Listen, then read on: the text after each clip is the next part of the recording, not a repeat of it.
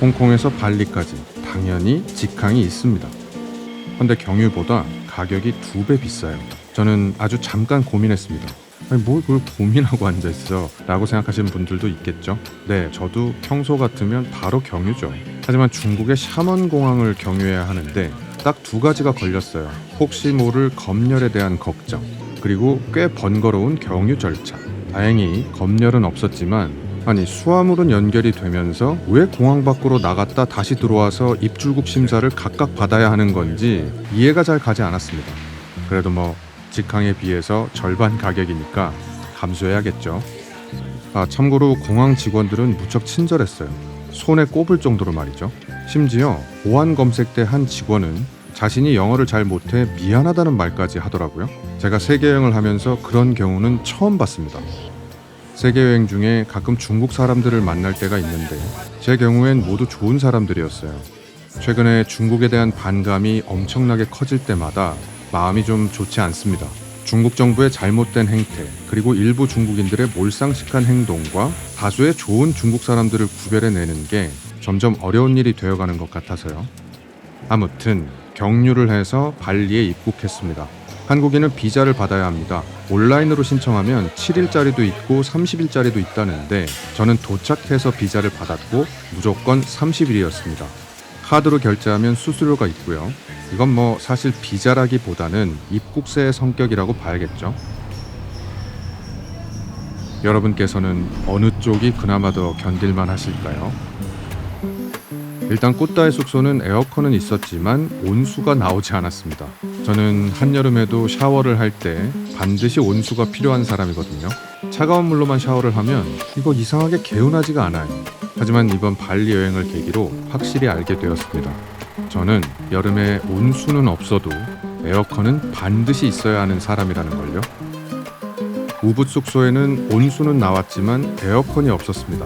우붓에 대한 블로그를 찾아보니까 우붓의 밤은 에어컨이 필요 없을 정도로 시원한 날씨라는 얘기들이 많았습니다.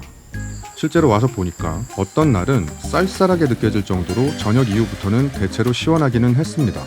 문제는 제가 머문 숙소에는 방충망이 없었다는 점입니다. 문을 열어놓고 있으면 어느새 날벌레들이 날아와 침대를 점령했고 문을 닫으면 예상대로 찜통이었어요. 당연히 우붓에는 온수도 나오고 에어컨도 있는 숙소가 많습니다. 하지만 가격이 조금 비싼 편이어서 어쩔 수 없이 선택한 거죠. 행복의 형태는 구체적이고 소박하며 지속적이다 라는 글을 어디선가 본 적이 있어요. 여행 중에 제가 소소한 행복을 느끼는 때 중 하나가 저렴하고 맛있는데 직원들이 친절하기까지 한 식당을 만났을 때입니다. 이 3가지 조건을 모두 만족하는 경우는 거의 없었어요. 꾸따에서는 운이 좋았습니다. 그런 식당을 만났거든요. 저는 그럼 머무는 내내 그 식당만 갑니다. 보통 처음 며칠은 탐색을 해요. 이 식당도 탐색했던 것 중에 하나고 맛과 가격이 나쁘지 않았습니다. 하지만 더 싸고 맛있는 곳을 찾게 된 거죠. 제가 꾸따에서 지내는 내내 갔던 식당의 이름입니다. 제가 먹었던 음식들의 가격이고요. 진짜 저렴하죠. 떠나기 전날에는 작별 인사를 건네기까지 했습니다. 단점이 딱 하나 있다면 파리가 날아다닌다는 건데 이건 동남아의 야외 식당에서는 결코 피할 수 없는 일인 것 같습니다. 관광지에 있는 한 레스토랑에서 스파게티를 먹기도 했는데 파리는 가격을 가리지 않고 출몰합니다. 꾸따비치 옆에 있는 쇼핑몰에서 밥을 먹기도 했는데 쇼핑몰 역시 야외에는 늘 파리가 함께하고요. 문제는 우붓이었습니다. 인도네시아의 대표 음식 중에 하나가 나시 캠퍼라는 음식입니다. 나시 깜푸 혹은 캄푸르라고 부르기도 하고요. 나시라는 말은 밥을 뜻하고 캠퍼는 섞는다는 뜻이랍니다. 밥에 여러 반찬이 담겨져 나오는 음식입니다. 제 숙소와 비교적 가까웠던 지금 차례대로 소개할 이 2곳의 식당에서 먹었는데 꽤 맛있었어요. 문제는 위생과 무례함이었습니다. 일단 2 가게의 주인 모두 인사를 받지 않았습니다. 제가 인사를 하면 그냥 빤히 쳐다봤어요. 이게 그냥 멍한 표정이 아니라 진짜 화난 표정으로 말이죠. 가까운 곳에서 불러도 대답도 잘 안 하고 그냥 빤히 쳐다봅니다. 나시 깜프루 원 플리즈 라고 웃으며 말하면 그냥 빤히 쳐다본 다음에 음식을 준비합니다.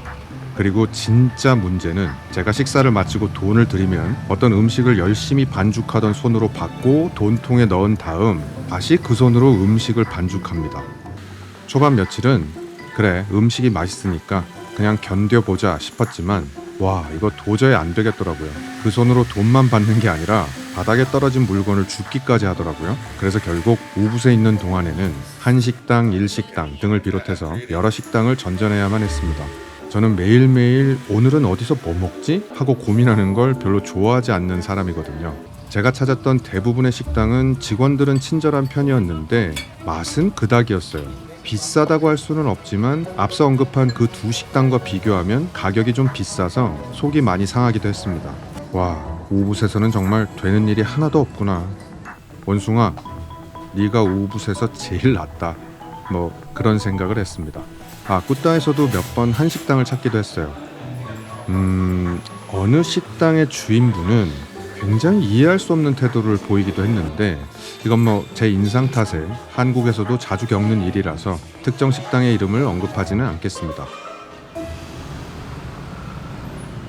인도네시아의 마트에서는 이따금씩 카드 복제 범죄가 발생한다는 말을 많이 들었어요. 저는 기본적으로 허당입니다. 사람을 좀 쉽게 믿는 편이고요. 이를 악물고 모르는 사람을 경계하기 위해 노력을 하는데 한순간의 실수로 한 번에 와르르 무너지는 유형의 사람들 있죠. 그게 바로 접니다. 세계여행을 하면서 늘 조심하고 또 조심하지만 언제 무너질지 모른다는 두려움과 늘 함께하는 중입니다.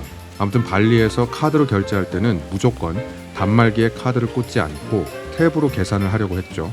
꾸따에서는 그게 전혀 문제가 되지 않았습니다. 그런데 발리 우붓에 온 지 이틀째 되던 날 숙소와 가장 가까웠던 마트에서 어느 직원이 굳이 단말기에 카드를 꽂아서 계산을 하려고 하더라고요. 저는 혹시 탭이 안 되는 건가요? 영어로 그리고 번역기로 재차 물었습니다.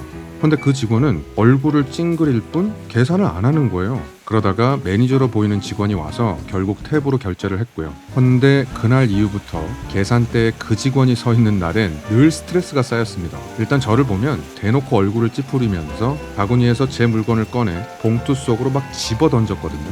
몇 번을 화를 낼까 말까 망설이다가 일단 다른 마트를 찾았습니다. 한 10여 분을 더 걸어가야 하는 마트였어요.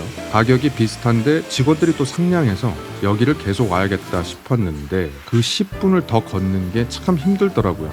핑계를 좀 대자면 늘 밥을 먹고 커피를 사서 숙소에 들어갔는데 10분이 더 걸리면 커피에 있는 얼음들이 다 녹지는 않을까 불안한 마음도 있었습니다. 아시죠? 우붓이든 어디든 동남아는 여름입니다. 그래서 결국 처음 갔던 마트를 계속 이용해야만 했습니다. 다른 직원들은 무척 친절했어요.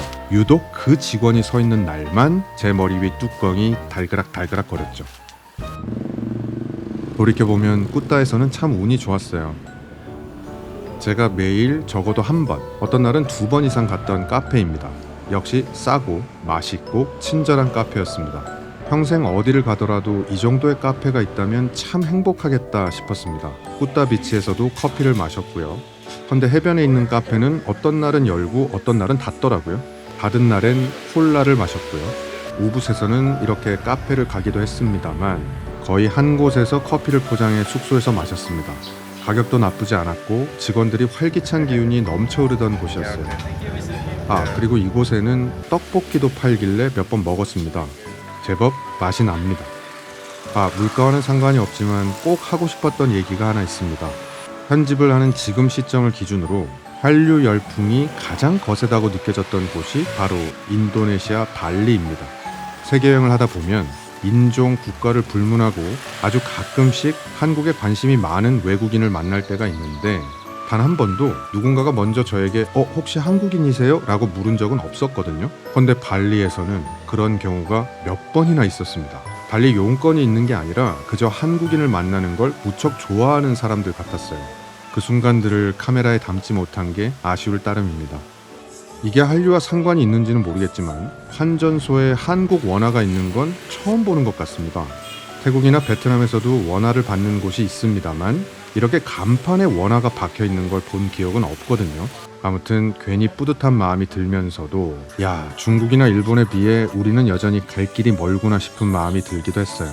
참고로 저는 환전을 하지는 않았고요. 모두 현지 은행에서 현금을 인출했습니다. 발리에서는 마트나 프랜차이즈 매장을 제외하면 카드로 계산할 수 있는 곳이 거의 없어요. 해서 현금이 필요합니다. 저는 트래블로그라는 카드에 인도네시아의 통화 루피아를 충전했고, 꾸따에서는 BNI라는 은행의 ATM에서, 우붓에서는 BCA라는 은행의 ATM에서 루피아를 인출했어요. 둘 다 인출 수수료가 없었습니다. 이발도 했어요. 싼 맛에 하는 거죠.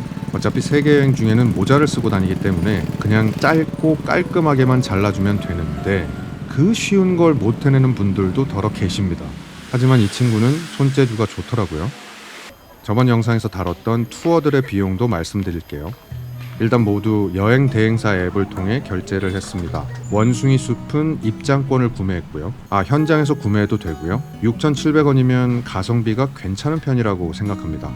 타나로 사원은 타나로 선셋 투어를 이용했습니다. 왕복 차량과 가이드가 제공되는 투어입니다.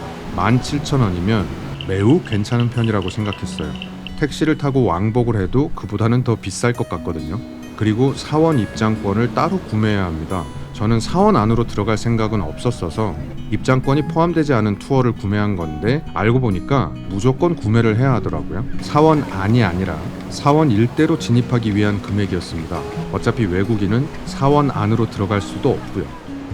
울루와투 사원은 왕복 차량과 케착 댄스 공연 관람이 포함된 투어를 이용했습니다. 역시 입장권이 따로 있고요. 그리고 이게 원래 맞는 건지는 잘 모르겠는데 주차비까지 제가 내야 한다고 하더라고요.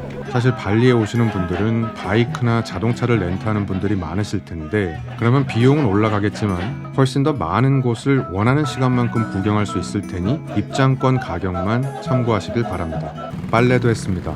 저는 보통 세탁기가 있는 숙소를 구하는 편인데 발리에서는 모두 빨래방을 이용했어요. 특별히 이 친구들, 꾸따 숙소에 있던 빨래방 직원들을 언급하고 싶었어요.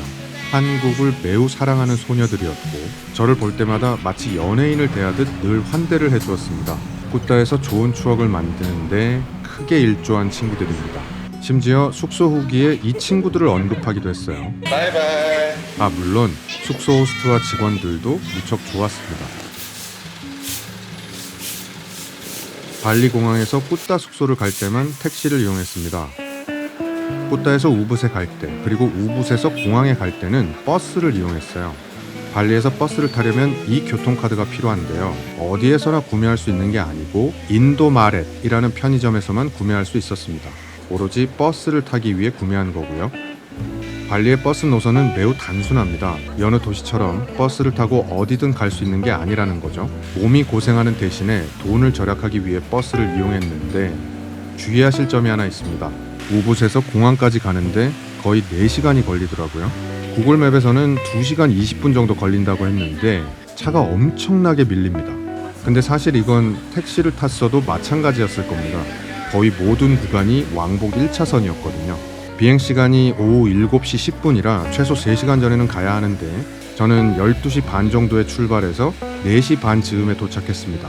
혹시 우붓에서 공항으로 가실 분들은 꼭 유의하시길 바랍니다. 아무튼 제가 발리에서 한 달간 쓴 총 비용은 다음과 같습니다.